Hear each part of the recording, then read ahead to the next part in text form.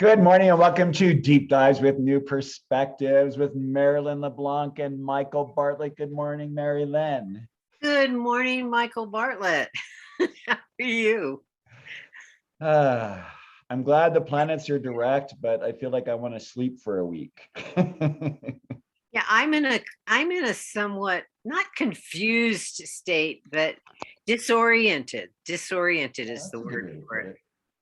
You know, Um, when you say that, I think of like what's kind of going on in the sky with the sun Mars conjunct in Libra, squaring Pluto in Capricorn. I mean, that's like, and it's going to perfect on that. Mars is going to perfect on Friday. yeah, with Pluto. Yeah, the Yeah. rulers of Scorpio. So usually, that's kind of like it's a little bit of a powder keg energy, don't you think? I mean, it doesn't, I mean, not in that explosive sense, but in that really almost like volcanic, I think of it as chthonic, CHTHONIC, chthonic, the ancient forces. I mean, that's what I think of with Pluto. Yeah, my mind was just flashing through what's going on and basically what's going on in the country. And it's almost like we're at some kind of a crazy standstill. It's so obvious that our resources are being depleted. Um, things, and I'm thinking about the backlog of ships out in the Pacific bringing supplies.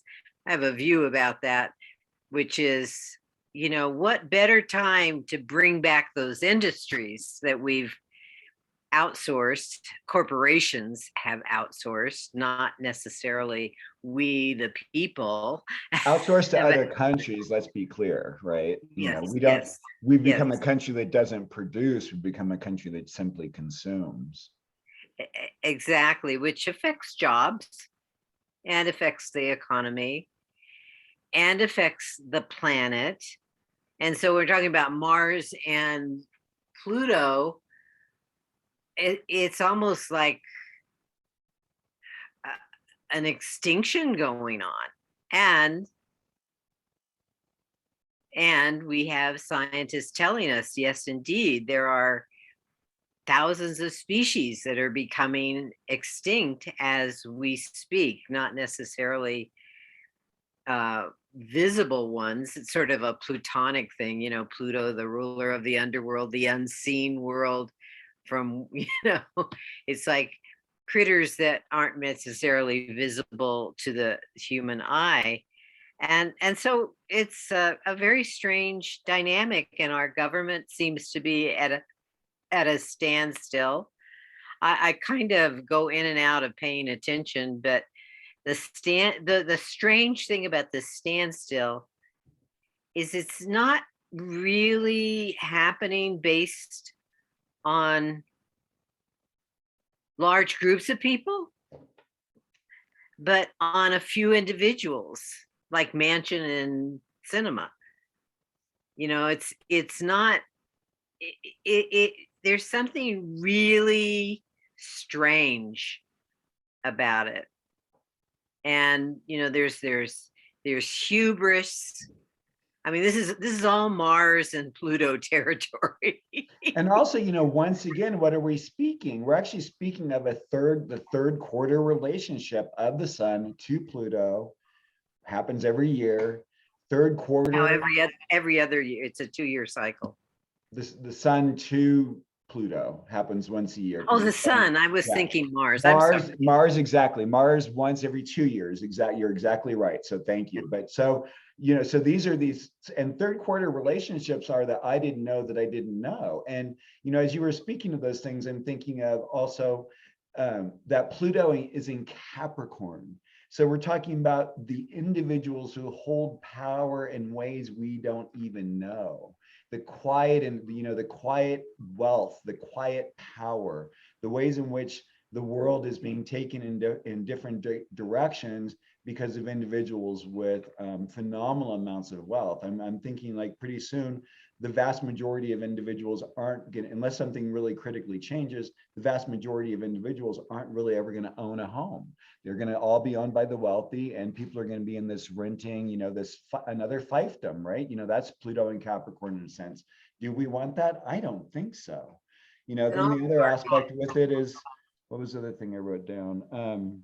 That the interesting thing is what we're seeing in our government right now, and you know, hello, Pluto returning to its birth point in the US chart, is the division right now isn't as much bipartisan, but within it's each party, and like you said, it's one individual. And here's that, you know, that's kind of Capricorn, right? You know, I'm the industrialist and I'm going to tell you what to do. And then there's Libra over there going like, you know, that's really not good for your relationships to come over with that. You know, it worked on Persephone, but you know, look what Demeter did to the world for 6 months out of the, you know, until she decided, you know, until she got to visit her daughter again.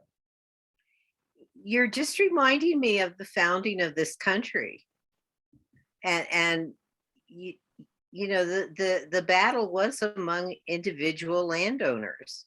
Yeah, it wasn't the indentured servants and the slaves who were who, you know, and by the way, you know, there were a lot of white people who were indentured like the black people. Unfortunately, the white people got out of their indentured servitude for the most part, which didn't happen for the African Americans, which is you know, starting to be addressed today. I mean, even to the point of like looking at removing statues of Thomas Jefferson. You know, we're really coming to the point of like really questioning and taking down these old ideas, these old viewpoints that have kept us viewing things. It's like, you know, when you think about it, think about all the, you know, this is when I think about Libra very strongly, and especially in this position against Capricorn, is like all the ways in which we make normative abuse okay, or the ways in which we allow cognitive dissonance. Like people are like, oh, you know, there's a separation of church and state. No, there's not. You know, how many states have liquor laws where you can't buy liquor before church lets out on Sunday? Here in New Mexico, you can't before noon. You know, that's a church-based rule. You know, these are, you know, and so the abortion issue is also. Oh my God, that's, yeah, I mean, and that's what's going on now, you know, to the point that the Justice Department is now asking the Supreme Court to say, hey, you know what, you guys really need to step in here and let this be. And their decision will tell us how far we've gotten into the destruction of our union. And the destruction of the feminine. I mean, you know, this, you know, the point with Libra is it seeks harmony and balance. It seeks beauty. I mean, when Venus is happy, when there's this unification that happens where everyone is treating each other with love and respect and thoughtfulness. And thanks to the recent president we've had and the aggrandizement of, sorry, I'm just going to say it, idiocy and one's beliefs over what the truth is, and That's the lack ignorance, right, and the lack of, you know, the ability to have to hold separate things in one's mind and reason them out in ways and come out with a logical conclusion, and then finding out whether that resonates out there, as opposed to just going like, well, I thought it, therefore it is. I mean, Descartes didn't come up with that version. You know, another element that you're reminding me of too is the recent death of Colin Powell. And of course, we always, you know, have a tendency, and I think for good reason, to speak well of the departed, of the dead, because, well, for one thing, who, you know, what scenario are we really playing here? I mean, this goes into another realm completely that we don't have a great access to, or a wide access to. But apropos to him, I'm just thinking of, you know, and this is Martian stuff, the military thing, and how we're still hearing on the news, oh, the poor planning. Although I did hear an interview last weekend with Gates, who actually I felt did a more accurate portrayal of Afghanistan and pulling out, and saying how, you know, nobody from back then and from now is really addressing this in as best a manner as possible. There, if you want to lay fault, but there's still this kind of glorification of what we did in pursuit of vengeance for 9/11. And in the bigger picture of things, one has to say, and and again, looking at the Mars Pluto energy right now, the last quarter, one has to say, what did we really achieve? I mean, well, to your first point, I mean, actually, in a way, what a beautiful signature for one's leaving for Colin Powell with, Sun, Mars conjunct in Libra, squaring Pluto. I mean, he was, one of the quotes I heard last night, which was great. I mean, besides, I guess he had the 13 rules to live by, but what the other part was that he didn't run for office because he really didn't want to stay on either one side or the other. He liked not being fixed on either the Democratic side or on the Republican side. And so I thought, that's, he became quite an ambassador, which was really nice. And that's the higher octave. That's military training. That's military training. But it's also they are trained to be non-political in that sense. They are, but what he did with it was not in a regular sense. And so I'm just saying that I think that was really like a great signature for it and for showing us a different way, because the higher octave of Aries looks across over to Libra and incorporates that and says, hey, you know what, instead of having war, the cost of people losing their lives and everything, let's find a way to have an accord, right? That's the goal of that polarity. That's the focus point of, like, let's find a way where we both get to win. I get to be me and you get to be you, and we're happy. But then you have Pluto down there squaring it, saying, so, but, I want my portion, and, this is, and what's the struggle, and what am I going to have to pay for it? And yeah, well, the military does come into this picture, and you're reminding me again of Eisenhower's off quote that about beware the military complex, because one has to ask this question: what are we doing with all of these weapons, especially the nuclear ones, that any rational person knows should never be used? I don't care what side you're on politically or nationally, etc. And yet we keep feeding the military in this country.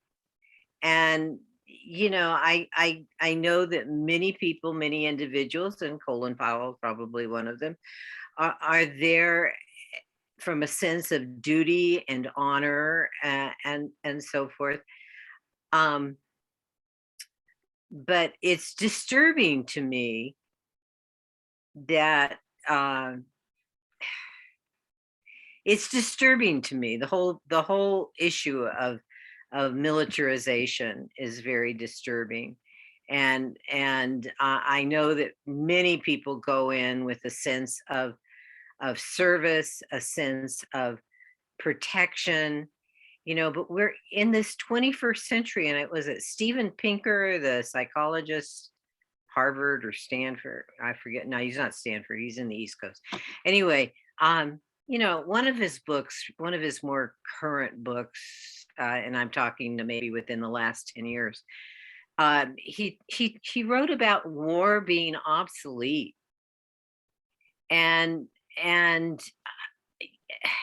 yet we're still doing. I mean, there's something that we humans are really missing, and the Pluto, is about not just destruction, as is Mars, but about a certain process of evolution and elimination of that which is not true. Right. And what flashed in my mind, I'm thinking now gladiators in the Roman Empire.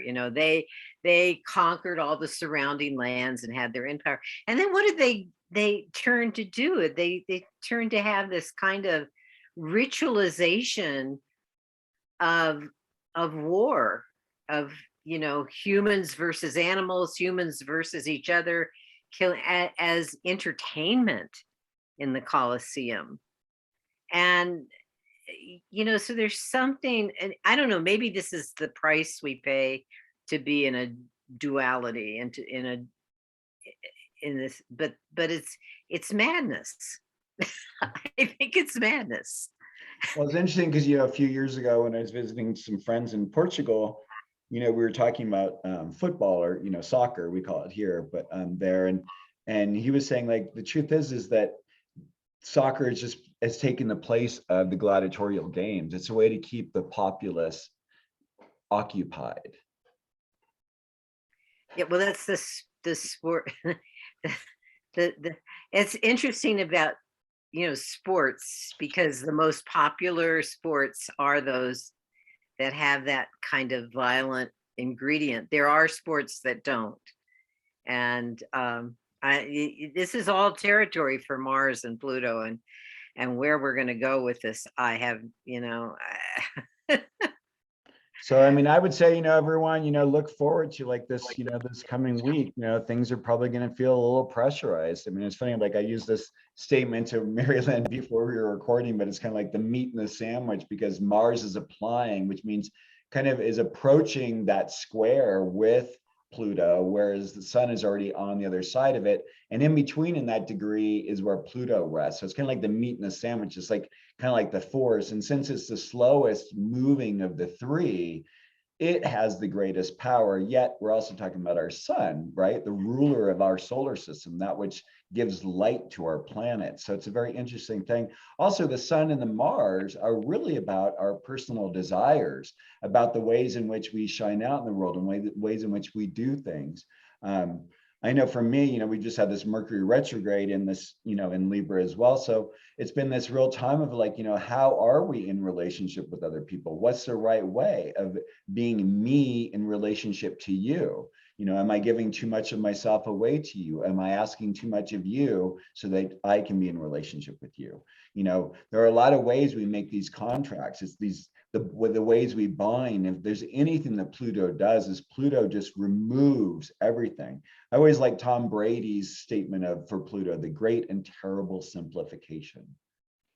I also think of it as the great and terrible simplification, because it's like what you were, you know, what you're alluding to is, like, it takes away the inconsequential, it takes away the luxuries, it takes away those things that are actually kind of preventing us from becoming who we are and seeing what we need to see.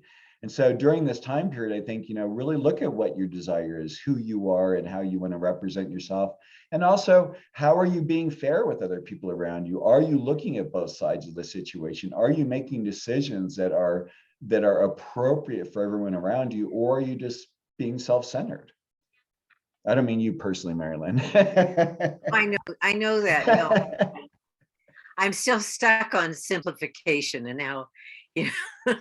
Well, Pluto, okay, so think about Pluto. Pluto, at least for me, like when I moved from California to Santa Fe, Pluto was on my ascendant.